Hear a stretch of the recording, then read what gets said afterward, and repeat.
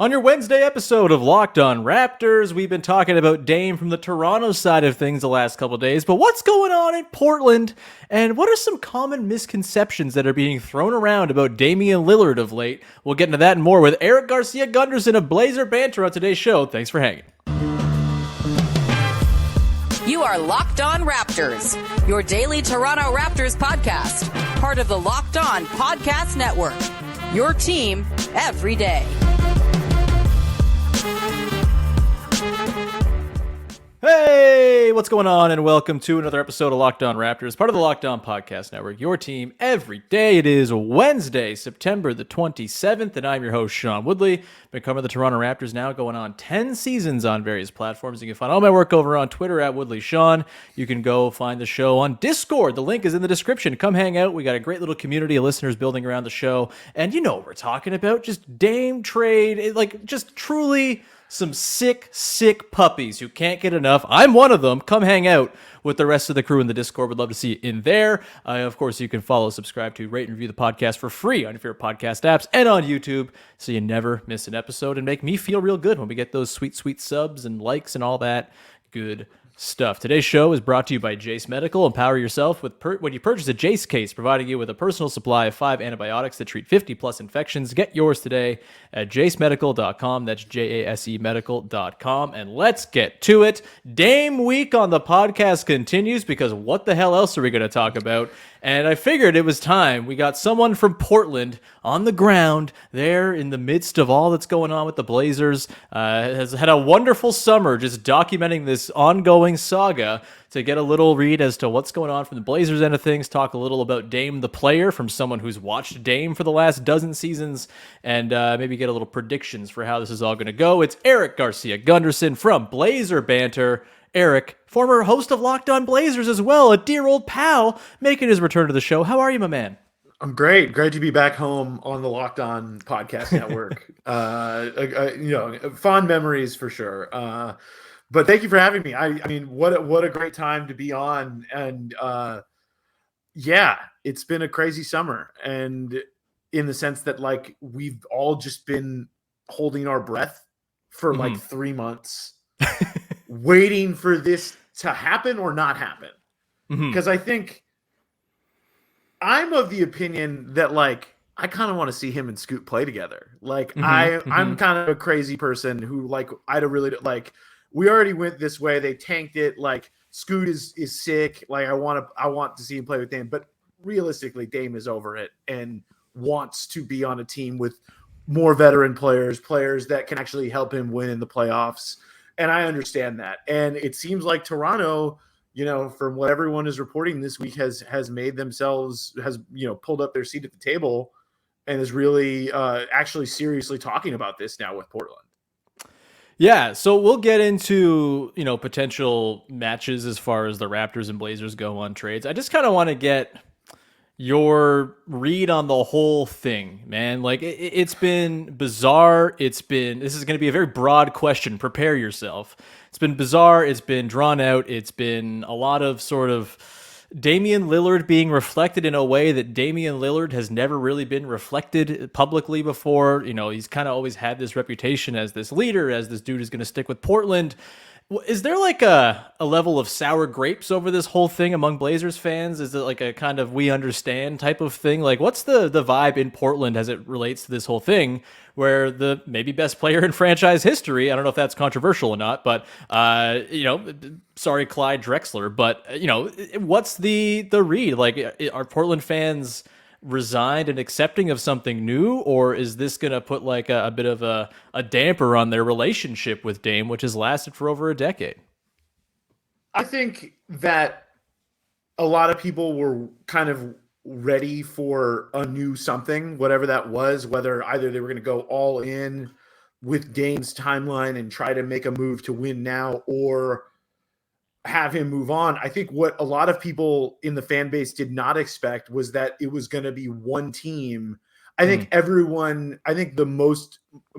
lot of Blazer fans that I talked to in the lead up before the draft and things like that were talking about, well, they should just trade Dame and move on. And I did hear that a lot, but I think what those people thought was that if they were going to move Dame, they were going to get a Rudy Gobert type of package where they're getting 5 firsts and recently drafted players and guys on rookie contracts and all the stuff that the Rudy Gobert trade got. And what I kept on saying to people was like, I don't know if you think, I don't think you, like, we're not speaking the same language. Like, I don't think Dame is going to get that back, because I don't think anybody is getting that level of a return back anymore. And that was the thing that I kept coming back to, is like, why do you want to trade this guy if, like, you're going to have Scoot, you're going to have Sharp, you're going to have Ant. Like, obviously those guys are all guards, but they're all ready to play now and have the talent. And it's like, the thing that I was trying to say is, like, you just increase the talent level around Dame,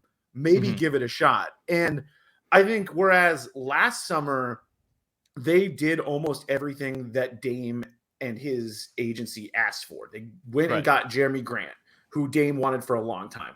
They signed Gary Payton to the taxpayer mid-level exception over Bruce Brown. And I know that there's a lot of misconceptions that Bruce Brown wouldn't have chosen him, but there was more money on the table before he chose to take the Denver deal with the Portland deal. And Portland chose Gary Payton too, who is also represented by Aaron Goodwin. And so they did a lot of playing things by, like, the Dame and Goodwin playbook last year and kind of doing what they wanted.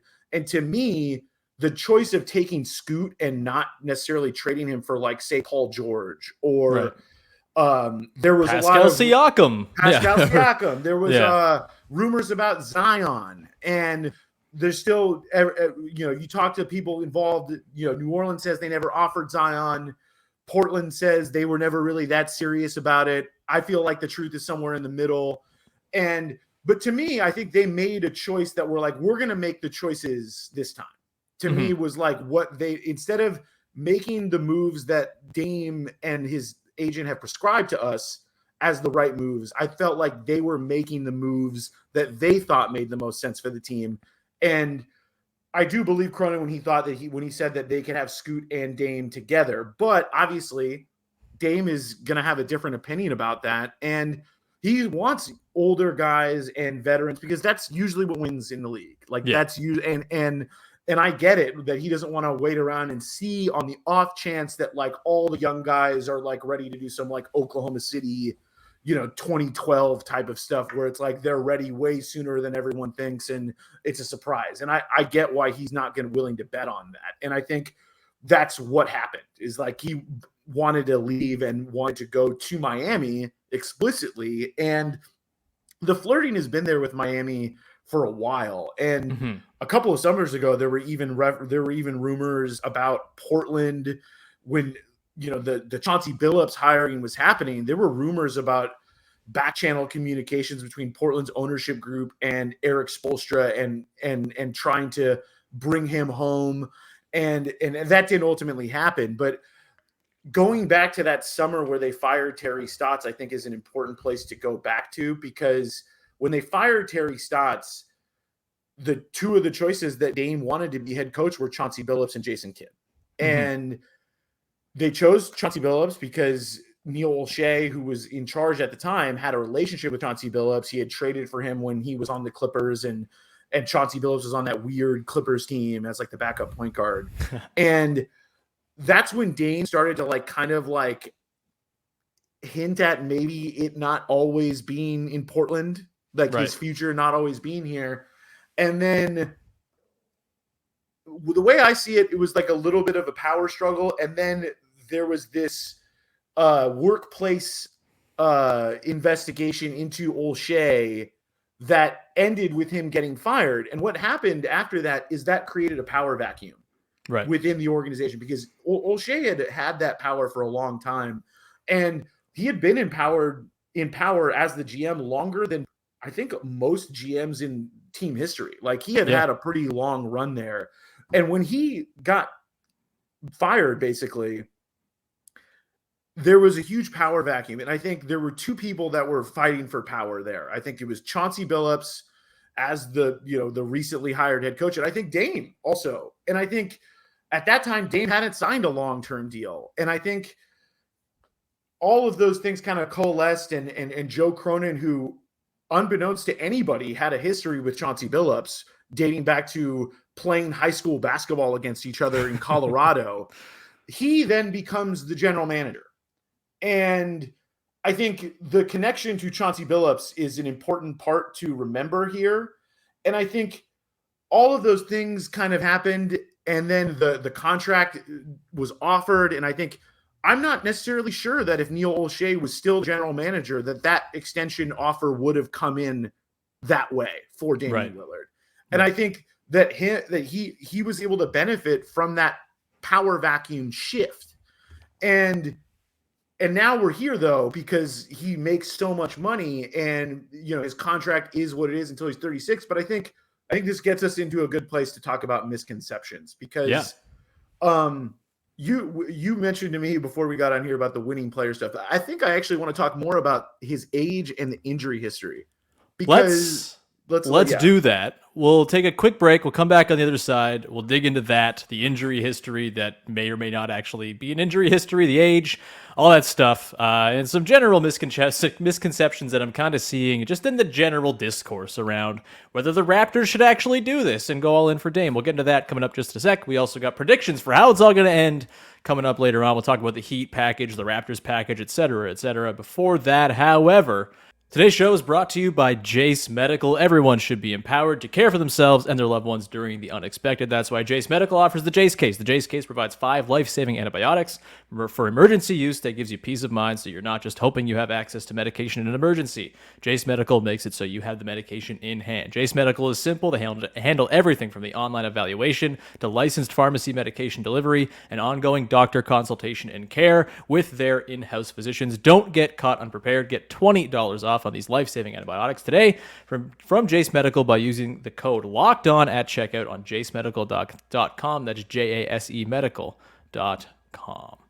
All right, we continue on here with Erik Gundersen from Blazer Banter, digging into the Blazers end of the Dame Lillard trade saga and how the Raptors tie into all of it. If you haven't yet, go listen to the episodes earlier this week. We talked about it all Monday with Vivek, kind of big picture stuff. Tuesday, I went solo, kind of making the case for why it's worth all the risks for the Raptors to do it. Misconceptions. A lot of them flying around. It happens, right? Like a trade demand is out there and, people get mad because the guy hasn't gone about it the best way. They equate that with the player's bad. They say, the player's never won anything. Why would you trade stuff for him?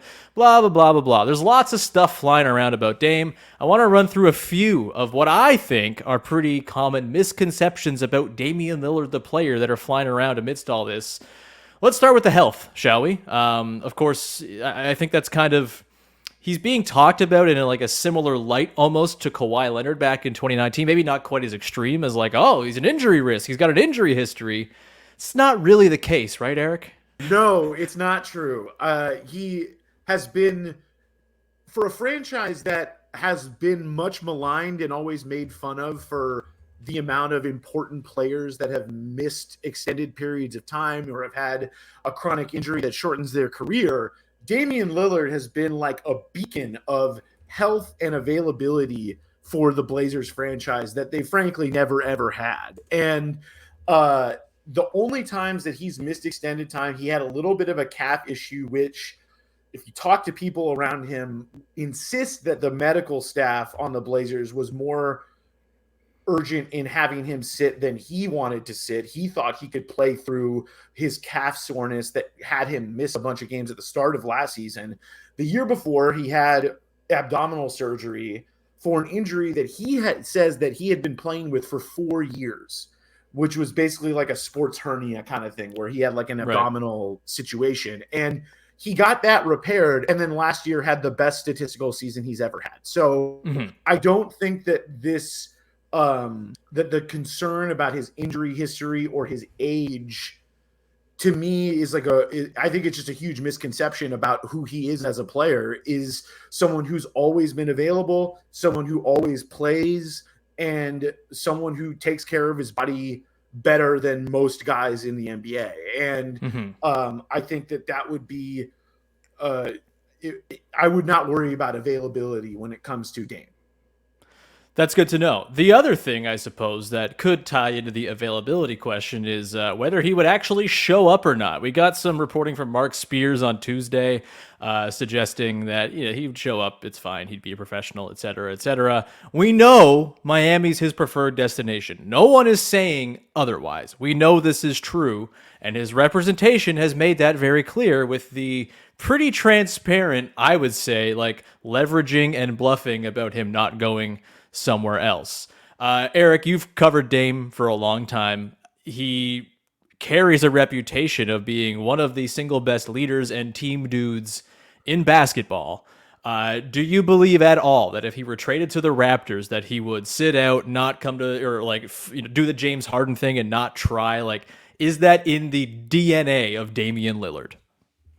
I don't think so. I don't think that that's something that he would do, and I just think that like once he gets into a camp or something like that, and he's with his team, like he's gonna be Dame. You know what I mean? Like he's gonna be locked in. He's gonna be leading the guys, and he's gonna be being the example of what it takes. And so I understand why they're saying that, like why they want to go to Miami. I understand it, but I also understand why Toronto is like, well, let's go after an all NBA point guard with, amazing 3-point range and one of the best, maybe the best clutch shot maker in the league. I just think that I see why they're trying to prevent other teams from doing it, but this is what I think the front office Blazers were waiting on was like someone else in the league to be like, oh yeah, Damian Lillard. He's pretty good. Yeah. Yeah. Oh, let's get him. Like, let's do it. And like for, a team like the Raptors in the position that they're in. I mean, there were rumors about the Bulls, but their stuff doesn't really, I don't think it doesn't really get them there. And as far as what Portland needs, which is what Portland wants, is some front court help and some complementary players for their young guards. And Tyler Hero is a young guard. Like, so it's just like, I think that is what they were waiting on. And yeah, I think this is going to be, if Toronto does it, I can't wait to see them play. Like, I think it's going to be fun. And I just think it's going to come down to, will they ultimately offer OG or offer Scotty? And I mean, which one would you choose if you wanted to part ways with one? It's like, it's tough because I think like the fit with OG is like more seamless, right? Like you throw Dame onto a team with OG and Pascal and Yak, and it's like, all right, this can go to work as like a top 4. I think I prefer the deal that features OG going out though, because I think it kind of gives you a bit of like a line to the future with Scotty as like a separate timeline of his own, while also I think it's just like the talent play. Like I think Barnes, Siakam, Lillard is the most talented trio you could put together of the possibilities here. So that's where I come down at. Plus, like the OG contract situation hangs to the second apron. Like they will be an expensive team if you bring in Lillard. It sucks to lose OG as a result of it, but like he's Damian Lillard, so I've made my peace with it.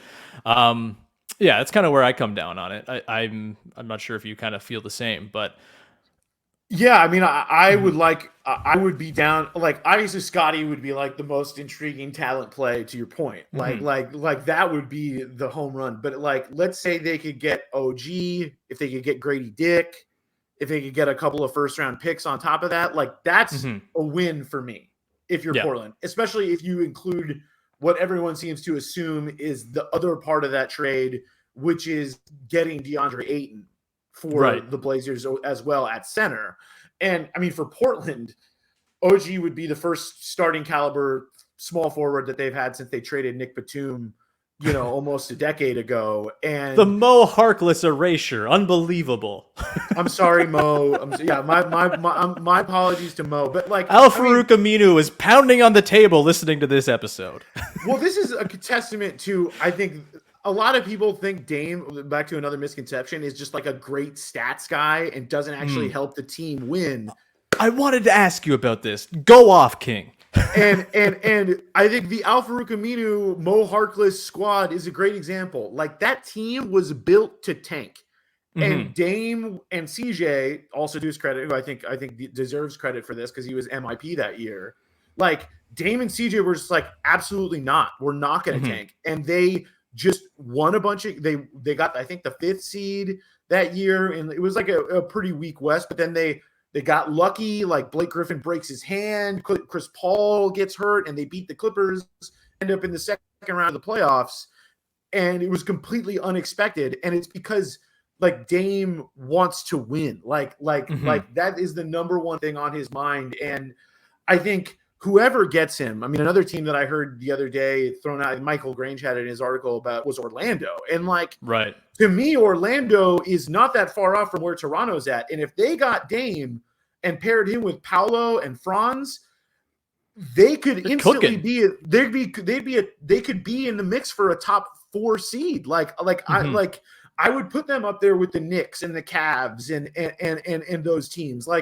And so I just think when you get someone like Dame, it just raises the level. Like, I mean, Portland was almost in the playoffs last year, despite the fact that their biggest free agent signing, Gary Payton II, was not playing basically the entire year, and then was compromised when he did come back. Like, that was their big money move, their big acquisition, and he hardly showed up. And it was a testament to Dame. It was a testament to Josh Hart before he got traded. Like that, like he will just raise the culture of your team. And I think wherever he goes, he's going to turn that team into a winning team. For sure. I think you want to like lay blame for the Blazers' shortcomings, quote unquote, at Dame's feet. Maybe go and look at the transaction history of the aforementioned Neil Olshey, Alan Crabb, Hassan Whiteside, Evan Turner, Myers. What are we doing here? Yeah, I mean, the one for me is always the 2017 draft, because they had signed, they were kind of in this rock and a hard place as it being a market like Portland, where a lot of their guys on that 2016 team outperformed their deals, like Alan Crabb, and then became restricted free agents. And they were like, well, do we let him walk for $70 million? They probably should have. What do we do with our caps? We're going to sign Evan Turner for a lot of money. Like, the free agent history in Portland is pretty sorted, which is another reason why I would be down to have OG and pay OG next summer, because the level of guy that you're going to get probably isn't going to be up to OG's level with just cap space if you're a city like Portland. And so he's probably like a top 3 free agent on the market next year anyway. Get his bird rights. Like that makes that's sense. What I mean. Yeah. Make sure that you can pay him the most money, which is what Portland always has to do to retain their free agents. They just had to do it with Jeremy Grant. And to me, I think that would work out great. But this situation I think could work out really well for Portland if they're able to get OG. Because I just think it fits their team well. Like, obviously they're going to they have some, they have a lot of guards still, but that's going to be an ongoing problem. And, you know who's good to pair with guards is 2 pretty good 2-way wings in OG and Jeremy Grant. Like, seems like a pretty nice fit. Yeah, and also too, like, you have guys on their rookie contracts right now, like Scoot and Shaden. Like, now is the time where you can spend a little bit more money on those supporting players, because in 5 years you're not going to be able to. And so, to me, that's where the OG thing it comes back to. And it's funny that we were back to OG because the 27 draft is where I was on. They had 3 first-round picks in that draft. They packaged 2 of them to trade up for. It was a friend of mine. We were like, oh my God, they're going to trade up for Donovan Mitchell. And then they're going to trade CJ. They ended not doing that. They drafted Zach Collins, which they already had Nurkic. And this was after Nurkic's breakout year where, and that was a great trade by Olshey. They got a first round pick and Nurkic just went off. And then the response to that was to draft Zach Collins, who was a center, and then rest in peace, Caleb Swanigan. They also drafted him, who was also a center. And that right there is like a major miss to me, because they could have even if they hadn't moved up, they could have drafted OG, John Collins, and Jared Allen. Like, they could have drafted 3 of those guys or 2 of those 3. And it's like, those guys would have helped those teams with, their bad contracts and all that stuff survive, and they could have maybe traded and had some more complementary players. And I think the 1 year that they got complementary players around Dame and CJ that could shoot and defend at a passable level was the year that they went to the conference finals and they made a trade for Rodney Hood and they signed Cantor at the deadline. They went into the tax. Like, that was the best they did. But I think maybe the miscalculation was that they thought that they could be more than what they were in getting to where they got to in the Western Conference Finals. And instead of kind of like realizing that that was their peak, they tried to redo the Dame and CJ thing again. Then they traded for Norm Powell, which like Norm is good, but then like, again, 3 guards who are 6'3" playing at the same time. And it's like, those things to me just ended up catching up with them. And to me, like, those were the biggest misses. And I think there were guys like Paul George who became available that, maybe a CJ McCollum could have gotten that trade done, but everything that we've been told is that Portland never really approached that because I think they were afraid of Paul George walking and signing with the Lakers, which, that didn't ultimately happen. He ended up getting traded and signing with OKC. And so I just think there were just a lot of like bets that just didn't work out by the Olshey regime. And I think to me, that's the big reason why we're here now. But no bigger mistake than the 2017 draft to me. Yeah, that doesn't sound like Dame's fault to me at all. There's sort of one note I'll add on the Dame can't win anything. Like, dude's entire career, more or less, came during the run of the Warriors, the best team we've seen in the modern era. Like, it's the same thing as the Raptors running into LeBron every year. Didn't make those Raptors teams any less successful. Like, they didn't win a title, but it was LeBron. What are you supposed to do? We're going to come back. Spurs too. We're going to come back on the other side, dig into where we think this is all headed. You have the intel from Portland. You know what's going on there, the Heat, the Raptors, where it's all going. We'll get to that in a sec. But first, a reminder, Locked On Blue Jays, you can listen to me and Mike DiStefano from Locked On Leafs on Locked On Blue Jays, a little pop-up podcast for you from here to the end of the season, starting on Wednesday. Be sure to tune in as we document, beating the dastardly Yankees. I'm recording this before the Tuesday game against the Yankees, but I'm sure they've beaten them. The Yankees stink, and making their way towards the playoffs. We'll be doing that all the way through the end of the playoffs. So subscribe, Locked On Blue Jays, wherever you get your podcasts, and on YouTube. All right, Erik, where do you think this ends? Well, how do you think it ends? Who do you think ends up getting Damian Lillard? We know the Heat have some form of package involving Tyler Hero, first-round picks, a couple of them, maybe Jaime Jaquez, maybe Nikola Jovic. Do they pony up the full freight with multiple first-round picks beyond? Like, that's been the big thing. Doesn't seem like they're all that incentivized to do that. They seem to maybe, also have an eye on Giannis or whatever down the line, as if that package will be enough to secure Giannis.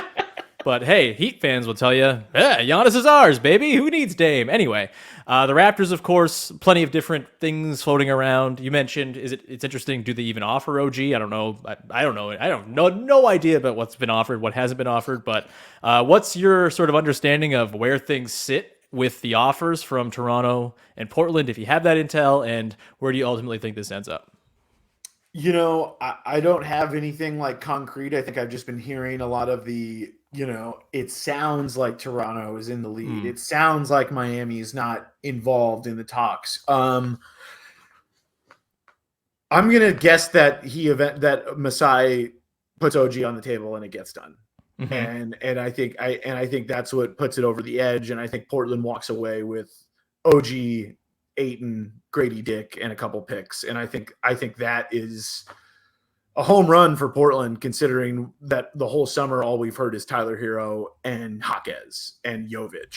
And Grady Dick to me is like a much more enticing prospect than either Jovic or Jaquez. And so, and also again, a positional fit for what they need. He's a 6'8" wing. I think can play now. That's what I think happens. It's also, I think for Portland, I think it's like the best possible deal that you could imagine at this point. And I think too, I think Toronto was looked at a long time as like a maybe potential Anthony Simons team. Right. And I do wonder if those rumors and those conversations and maybe Toronto holding back on that move was to potentially set up this one. And so I think they've been talking for a long time. I think there was maybe an inkling that maybe Portland could get a deal done for OG or Siakam involving Simons and a pick, and that didn't come to fruition. And I think maybe because Masai and Bobby Webster and the whole crew over there was like, if we're going to trade with Portland for a guard, it's going to be Dame. Yeah. And I think that is probably where they were at around the draft. And I think that's where it's going to be. What about you? Yeah, I mean, I have certainly less intel than you. Kind of reading the tea leaves, reading the sort of just kind of looking at the offer that Miami in theory has out there. I think the Raptors can beat it. I think the Raptors can, even if Miami ponies up even more, I think the Raptors can beat it and still have it make sense for them. My guess is just based on the reporting, like OG, Grady, and a couple firsts sounds pretty much spot on to me. I don't know how the DeAndre Ayton thing plays into it. Maybe there's a 3-teamer of some persuasion that takes place. That's hard to figure out. Does OG go to Phoenix or to Portland in that situation? Boy, OG on Phoenix would be super cool. But it's hard money-wise for them to swing that and all that too. But yeah, I have grown. Yeah, I've grown. Look, again, I'm totally speaking without any actual hard intelligence, but I've grown to feel like this is going to happen for the Raptors. And I think the reason I think that is the position the franchise is in right now. I just think it's the best path forward. I don't think going into this season with a weird misshapen roster with Scotty Barnes as like the declared point guard is going to bear very much fruit. And you have two massive contract situations hanging over the team. If you move on from OG right now, you get that headache cleared up. You probably can just go offer Pascal an extension if you have Dame and say, this is the team. We've got you a co-star. Let's ride. And I bet he says, you know what? Let's go. That sounds great. So I do think this ends up being a Dame to Toronto thing. It's like, do you think there's any way in which this doesn't happen before media day? I do think that there's a chance that it doesn't happen because I think that when in the conversations this whole summer about leverage and Dame wanting to go to Miami and them being the quote unquote only offer and the market, I think what people are missing is that like what we all think the market is and what people are saying what the market is, that doesn't mean that we know what the Blazers think the market is for Dame. Right. And if they don't feel that Toronto has offered enough or that, if they don't feel that, I wouldn't be surprised if they held on. Right. I think a lot of the get uncomfortable, as it were. Yes. And I think the awkwardness for Joe Cronin, for someone this is his first big, huge deal. Like, this is a real showdown for him. Like, it's him, a superstar, Pat Riley, Masai, all these guys that, for years he's been working in the back of the house of the front office, probably waiting for this opportunity. And if he doesn't slam dunk it, will he get another one? Right. And so, and I think that that's kind of something that maybe has gone ignored is that like, this is his one chance to like make a name for himself as a general manager. It's similar to like, not unlike when Masai was the GM in Denver and it was like the Melo trade is going to come up. And it's like the Melo trade when he was the Denver GM made Masai a made man. Like that changed the perception of him. And I think Joe Cronin sees that this is an opportunity for him to make his reputation. And if he just cowers and does the deal that Miami wants, I don't think that sets his future career up the same way. And I think if he's able to land a package of OG, Grady Dick, some picks, and Ayton, like after a whole summer of nothing coming close to that, like I think those things, I think that's a big factor too in that he might hold on longer because, this is their one chance. And so I think it gets done before media day, but there's like a 20% chance that he's still on the team, and we have an awkward media day next week, and he plays some games. Who knows? I think the front office is willing to go through awkwardness in order to secure the best deal, and I think for Joe Cronin, in order to secure a deal that secures his spot in like the NBA movers and shakers list. Like I think that is a potential factor too, that he could end up staying. So yeah, I think there is a chance that he ends up not getting dealt, and we just keep doing this. Well, for our sakes, I hope that's not the case. It would be nice to have some closure and some actual real basketball to talk about, but it's the NBA. We don't talk about real basketball here. It's all the transaction industrial complex. Erik, thank you so much for jumping on, man. It was great. Thank you for lending your intel. Anything you want to promote for the good people out there? BlazerBanter.substack.com. I write there whenever it comes to me. It's not a regular newsletter, but I do write there from time to time. I think my last one was written at the end of July. It was about how I think Scoot and Dame can actually work, but I don't think we're going to get a chance to see that. Bummer. I think that would work too. That sounds pretty fun. But you know what sounds funner is Damian Lillard playing for the Toronto Raptors. We will leave it there. Thank you so much for tuning in. Please subscribe, follow, rate, review, all that good stuff. Much appreciated to all those who support the show. I'm on Twitter at Woodley Sean, or whatever the hell the website's called anymore. Instagram at Lockdown Raptors. Discord, link is in the description. Come hang out. We got a great Discord family hanging out in there. Always a grand old time. And with that, we will leave you there. Thank you so much for tuning in. Talk to you Thursday with another episode of Lockdown Raptors. Bye-bye.